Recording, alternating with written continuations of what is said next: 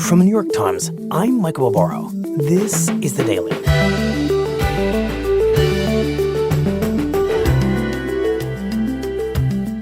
Today, by working with Democrats to avert a government shutdown at the end of last week, the new Republican House Speaker, Mike Johnson, seemed to put himself on the same path of self-immolation that doomed his predecessor.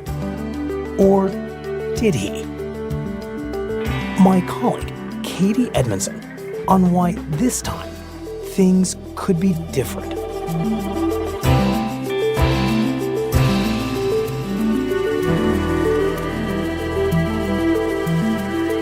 It's Monday, November 20th. So, Catie, the U.S. government did not shut down over the past few days as many had feared that it might or would, especially given the dysfunction we have observed and talked to you about endlessly from this Republican-controlled House over the past year. That's right. Congress was staring down this deadline at midnight last Friday. Government funding was set to expire unless Congress came to some sort of deal to keep the government funded. And there were a lot of questions as to whether Congress would be able to make that happen. They were working on a very short time frame, in large part because House Republicans really wasted 3 weeks trying to elect a new speaker. And then there were a lot of questions about what that new speaker, Speaker Mike Johnson, would do once he got the job to try to avert a shutdown. Right. And the fact that there wasn't a shutdown was very much the work of this new House Speaker. So, in brief, what did we learn about Speaker Mike Johnson from the fact that there wasn't a shutdown? I think the first thing that we learned is that Mike Johnson as Speaker operates differently, at least so far, than Mike Johnson, the rank-and-file member, did. So if you remember back in September, Kevin McCarthy, really the last major thing he did as Speaker was to pass this deal to keep the government funded through this November deadline. And he used Democratic votes to do that. And that was a deal that Mike Johnson opposed. He voted against keeping the government open back in September. Fast forward to November, now he's Speaker. He chose in this case to rise above his own hard right ideology and to instead make the decision to keep the government open and to use Democrats, in fact, to do that. And I think the second thing that we learned is that in doing so, he has invoked the ire of the Freedom Caucus in such a way that puts him on potentially a similar collision course to what former Speaker Kevin McCarthy found himself on at the very beginning of his job with those hard-right Republicans. Because even though Mike Johnson really was considered one of the Freedom Caucus's own, the Freedom Caucus obviously was very unhappy to see Mike Johnson pass this short-term spending bill with Democratic votes. Okay, so tell us the story of what happened during this almost government shutdown that was averted that helps really explain these two learnings that you just laid out. Well, when Mike Johnson is elected Speaker, he automatically inherits all of this spending drama that eventually led to the ouster of Kevin McCarthy. And so the first question really was, how is this completely untested Speaker going to handle this? And the first move that we saw Speaker Mike Johnson make was, if you remember, the Israel funding bill that he put on the House floor. And that was a really partisan measure. He didn't advance legislation just to send aid to Israel. He structured it in a way that said, well, in order to send this money, we're going to cut a bunch of money that the Biden administration wanted for the IRS. Right. A clear signal that his approach to this job as Speaker, right off the bat, was very partisan, very much about sticking it to the Democrats. That was the first message that he sent. And so the first indication was, well, maybe this is someone who is on every important move going to nod to the hard right flank of the party that he came from. Okay. So that's the impression we have of Johnson heading into this extremely high stakes question of, will the government shut down? So how does he approach it? What happens? Well, so he actually pulls a page from Kevin McCarthy's playbook, and that is by taking a lot of meetings with the various factions of the House Republican Conference. So he heard a lot of varying opinions There were some Republicans within the House Freedom Caucus who said, let's have the shutdown. Let's force this discussion about how we have to cut spending. And if that requires us to just shut the whole place down, so be it. Chip Roy said, I'll eat my Thanksgiving dinner on the floor of the House and have this discussion.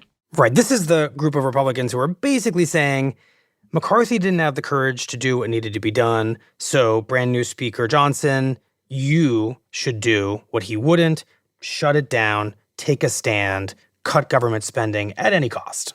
Which would, we should note, be in line with how Mike Johnson acted for years. Yes, that's exactly right. And some of them were saying, well, let's pass a bill that has deep cuts in it. And when the Senate refuses to take it up, as we know they will, because Democrats don't want to support those types of deep spending cuts, right, then let's blame them for the shutdown. Now, of course, he hears an entirely different message from the moderates, who tell him, of course, we cannot have a shutdown, especially right before Thanksgiving. It's going to look terrible if we just spent 3 weeks fighting among ourselves, unable to elect a speaker, and the next thing we do is shut down the government. Right. And then there's a final group of players that he's talking with, and that's over in the Senate. And he checks in with Senator Chuck Schumer, the majority leader over in the Senate. And Chuck Schumer tells him, in order for any sort of funding mechanism to be signed into law, it has to be bipartisan. You have to work with us because that is the reality of this government. Let's keep government open and we'll work with you. So after hearing from all these various factions, what do we know about what Johnson is thinking at this particular juncture?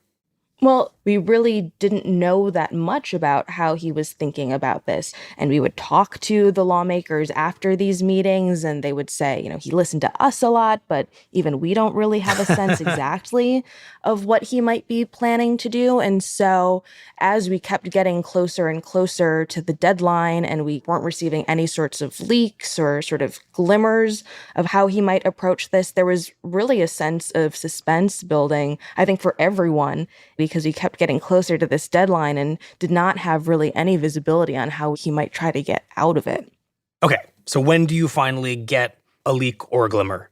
Well, in classic congressional fashion, Speaker Johnson holds a conference call with his members where he tells them the bill that he is going to put on the House floor to keep the government funded is not going to have any spending cuts. It will not be conditioned on any conservative policies being passed into law.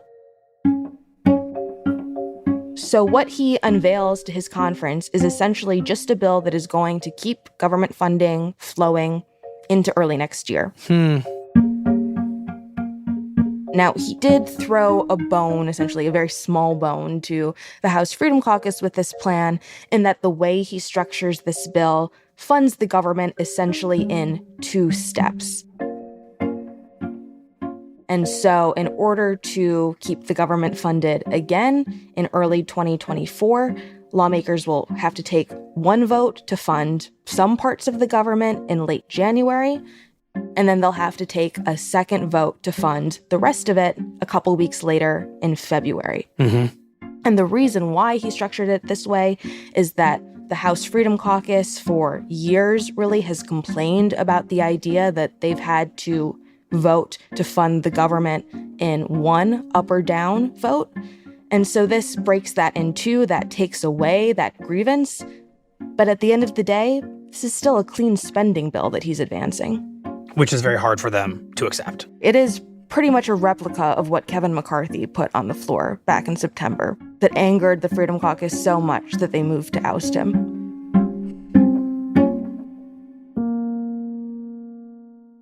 Okay, so what happens when Johnson does this?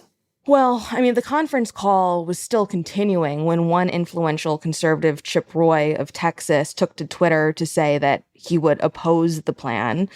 Normally people wait at least until the conference call is over to announce their opposition, but I think that gives you a sense of how angry people were. And I think, honestly, some of the Freedom Caucus members were really surprised that Mike Johnson took this tack because, again, in their mind, he's one of them. And so I think they were expecting to see something that hewed closer to what they wanted to do. Mm-hmm. So then the question becomes, is this something that Democrats will support? Because clearly the number of Republican defections to this plan are stacking up in such large numbers that we know Democrats are going to be required to pass this on the House floor. Mm-hmm. And so we initially hear some grumbling from Democrats on this, and some of it is showmanship, but a lot of it also, frankly, is substantive, and they are really frustrated by the two funding deadlines that this bill lays out. Mm-hmm. But at the end of the day, we hear some Democrats saying the quiet part out loud, which is, this is great for us because there's no spending cuts and there's no conservative policies attached to this. This is exactly what we wanted. The House will be in order. And so members will record their votes by electronic device. This is a 5-minute vote. When the vote is all said and done with, early last week, on this vote, the yeas are 336, the nays are 95. We see that a large number of Republicans have opposed this plan, more than 90. Wow. And in fact, every single Democrat, except 2, supported it. 2/3 being in the affirmative, the rules are suspended. The bill is passed, and without objection, the motion to reconsider is laid on the table. Which means Democrats put this Republican spending bill over the edge, and Johnson had been kind of transformed into someone capable of bipartisanship on a very meaningful scale. That's right. He chose the McCarthy route in using Democrats to supply the bulk of votes to keep the government open. I want to yield it to our speaker, Mike Johnson. Thank you, Steve. I want to thank this extraordinary leadership team. They're doing a great job. And I mean, this is something that he is sensitive to, or aware of at least. And we see that manifest in a news conference that he has on Capitol Hill shortly after the vote. Fox. Thank you. Good morning. My question is, how hard a sell has this been to your members? Because they've said this is essentially the same thing that bounced Kevin McCarthy. And if you get fewer... A reporter says to him, look, the arch conservatives are really unhappy with this decision that you've made. And Speaker Johnson actually kind of interrupts him and says, Chad, I'm one of the arch conservatives, okay? And I want to cut spending right now. And I would like to put policy writers on this.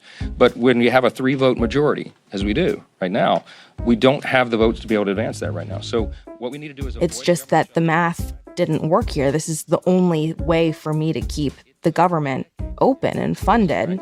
I've been at the job less than 3 weeks, right? I can't turn an aircraft carrier overnight, but this was a very important first step to get us to the next stage. But for those arch conservatives, that's not really a satisfying answer. And so the question for them becomes, can they believe Speaker Johnson when he says to them, look, I'm still one of you guys?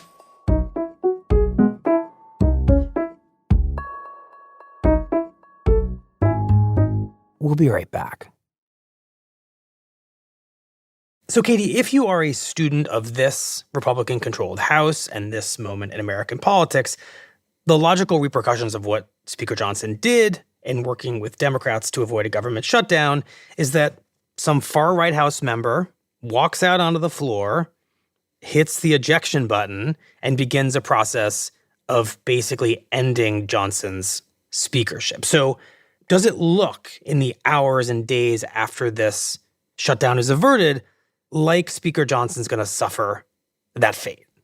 Well, we saw Freedom Caucus members come off the floor and reporters were rushing after them saying, well, are you going to do it again? Are you going to move to vacate him for this? Mm-hmm. And we heard a lot more sympathy for Mike Johnson from these ultra-conservative members than, we ever heard them give to Kevin McCarthy. In fact, Matt Gaetz, who obviously was the lawmaker who successfully moved to oust Kevin McCarthy, he says, well, everyone gets one mulligan. We also hear from a number of Freedom Caucus members that they are unhappy with this decision, but they don't really begrudge Speaker Johnson personally. If you characterize it as a football game at the end of overtime, down 3 touchdowns, right? That's when Johnson came in, and you're trying to say, do you hold this quarterback to the same standard as the quarterback that got us to that point? No, we do not. Because after all, he's only been on the job for 3 weeks. It's like throwing in a quarterback in the fourth quarter and expect them to make up for 3 quarters of failure, and you're behind 35-0. So they're going to try to afford him a little bit more grace. But why? I mean, if he did the exact same thing, you might imagine them feeling that the betrayal is even deeper. I mean, I just think it comes down to, at the end of the day, they never really trusted Kevin McCarthy. Was it worth, though, toppling McCarthy, given you the same Absolutely. policy? It's the same policy. Worth it every day and twice on Sunday. At least he doesn't lie to us. And they see Mike Johnson as someone who generally they've been able to trust. They generally see him as one of them. Mm-hmm. But there also are some lawmakers who are really angry. We're too cowardly to stand up and do our job. Oh no, a shutdown. Are you freaking kidding me? Representative Chip Roy of Texas again, who is the first Republican member to come out against this plan, who couldn't even wait for the conference call to be done to contain his rage, says that for him, Mike Johnson putting this plan on the floor amounts to strike 1 and strike 2. We went through an entire month of drama about a speaker, and we just did the same damn thing we've been doing. And we hear some Republicans who just say, look, we can't go on this way. We cannot allow anyone, whether it's our friend Mike Johnson or someone else, to continue business as usual. And do they start to, in any way, act on their anger at all? We see them begin to act on their anger the very next day. So part of the idea of advancing this short-term spending bill is to give Republicans in the House more time to pass their individual spending bills. This was a big priority of the House Republican Conference, right? Let's not have the one up or down vote to fund the government. Let's do it the old school way. And we are going to vote individually on 12 spending bills to fund all the government agencies. Right, the kind of fantasy of Republicans doing it the old school way, actually passing appropriations bill, getting a budget done so that the U.S. government doesn't lurch from shutdown crisis to shutdown crisis. Yeah, that's exactly right. And so the day after Mike Johnson passes this stopgap spending bill to avert the shutdown, he says, all right, let's get back to what we said we were going to do. Let's try to advance one of these spending bills that funds the Justice Department, the Commerce Department, for example. And what we see the House Freedom Caucus do is essentially tank the House's ability to pass that bill. In a block, they all vote against this procedural step to allow a vote on the bill, and it brings the House to a crashing halt. And this is a move that is really meant to be a very clear rebuke of Speaker Johnson. So they're voting against a spending bill that they themselves describe as a crucial priority in their efforts to make government function much better than it has, and that embodies conservative values. And they're basically just doing that to show Speaker Johnson how pissed off they are. That's right. And if you want to get super technical about it, they're not even voting against the bill. They're voting against letting the House consider the bill. And that's important just because in previous years, that was considered sort of a third rail. It was just something that lawmakers didn't do. But this has become actually a sort of tried and true method of bedeviling the House Speaker for the Freedom Caucus. And we know that because it is a playbook that they used on former Speaker Kevin McCarthy when they were upset with him for putting bills on the House floor and passing them with Democratic votes. Right. So if you're Speaker Johnson and you're seeing this tactic of torment used against McCarthy, used against you, you have to start thinking to yourself, there's literally a ticking clock now, potentially, on my speakership. It is a pretty vivid example of deja vu. And we saw Speaker Johnson, who normally is pretty placid, we saw him kind of storm off the House floor after that happened. And on his heels, in fact, were members of the House Freedom Caucus who came out to Statuary Hall to tell us reporters, we just put the speaker on notice. So, Catie, that's where things were. when the House went into recess for the Thanksgiving holiday. Johnson on thin ice with the far right, and the far right having basically said to Johnson, you are in our sights, be extremely careful. So I want to start to project forward just a little bit, because the bill at the center of this drama we've been talking about only funds the government for a couple of months through January and February. And then, of course, Speaker Johnson's right back in the same position. And if he does what he just did in the new year, I have to think that that is strike 3 for him. And then his speakership could very much be over. Yes, we are essentially going to have to come back to the same place in January and then again in February. And I think the reality is every time Speaker Johnson faces a new government funding deadline, it gets worse for him because now he has these rising expectations to manage. He has the Freedom Caucus getting increasingly upset with him.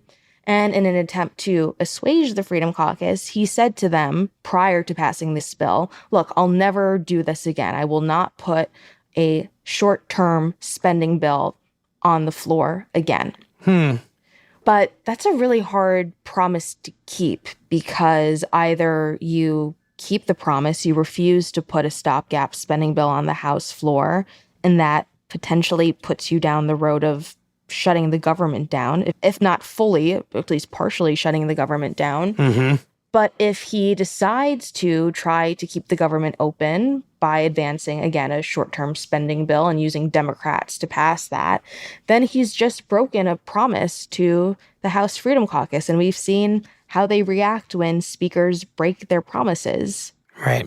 Now, on the other hand, I do think that we need to think about the possibility that maybe, just maybe, going forward, the Freedom Caucus cuts him a little more of a break than they cut Kevin McCarthy.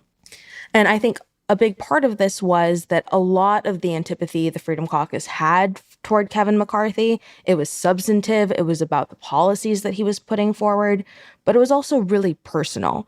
That just doesn't exist in the same way for Mike Johnson. And so I think that really injects an unknown variable into the calculus of what happens as Mike Johnson goes down this road of trying to keep the government open at the same time he's trying to keep the Freedom Caucus happy, simply because sometimes the calculation can change when you believe that the guy who's in charge is one of you. So what you're evoking, which is very fascinating and very theoretical, is a world in which far-right House Republicans tolerate Speaker Johnson repeatedly, in a sense, selling them out on budgets. And if that happens and they don't oust him, then that will mean that Johnson has done something pretty remarkable. He's not just risen above his own political instincts in his transition from member to speaker, but he's somehow convinced these other far-right Republicans to, in a sense, do the same. Well, I think there's a school of thought out there, which is that some of the demands, or rather many of the demands of the Freedom Caucus, are simply impossible right now, given the fact that there's a Democrat in the White House and that Democrats control the Senate, that maybe it's going to take one of their own becoming speaker for them to finally realize we just can't have these things happen. But I also think there's another variable at play here, which is that we just saw what happens when the Freedom Caucus decides to oust the speaker. That was a terrible 3 weeks that we all went through. The House floor was paralyzed, it was chaos, and Republicans were getting terrible headlines week after week because of it. I don't know that anyone, even those in the Freedom Caucus, are particularly eager to return to that status again. And so, while in the interim, they've made clear that they're going to try to make his life harder, that they're going to try to punish him in all these small ways, I do think there's a possibility where at the end of the day, if Johnson is able to keep the job, it's not necessarily going to be because the Freedom Caucus is so thrilled with how he's doing. It would be because they essentially can't bear dethroning another speaker.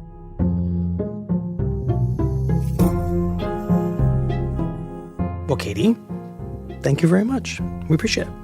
Thanks, Michael.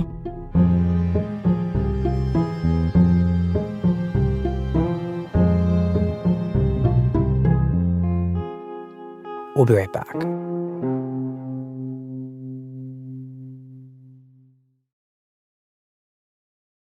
Here's what else you need to know today.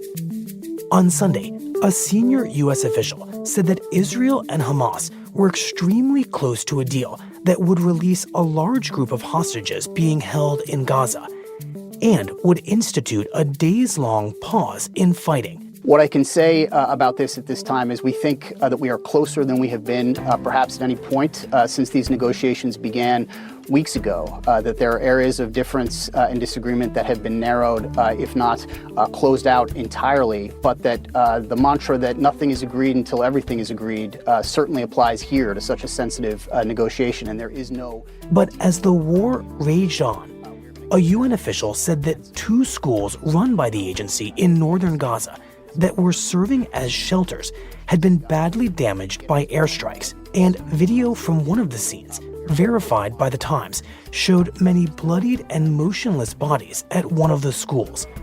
Hamas officials blamed Israel for the attack. Israel, meanwhile, said it was reviewing the situation.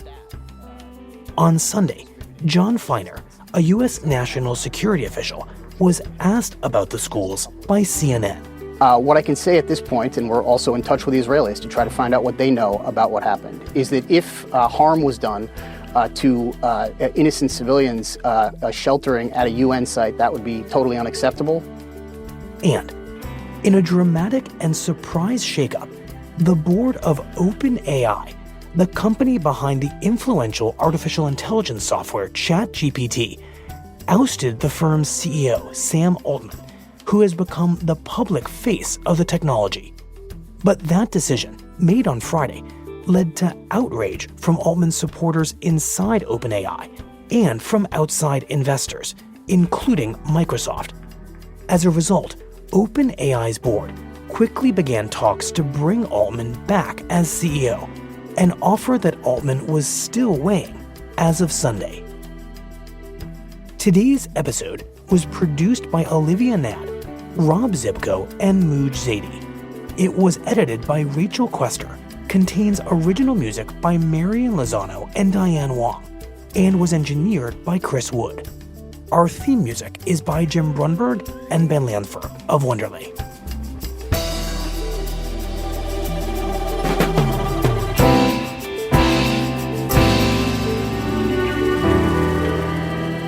That's it for the Daily. I'm Michael Barbaro. See you tomorrow.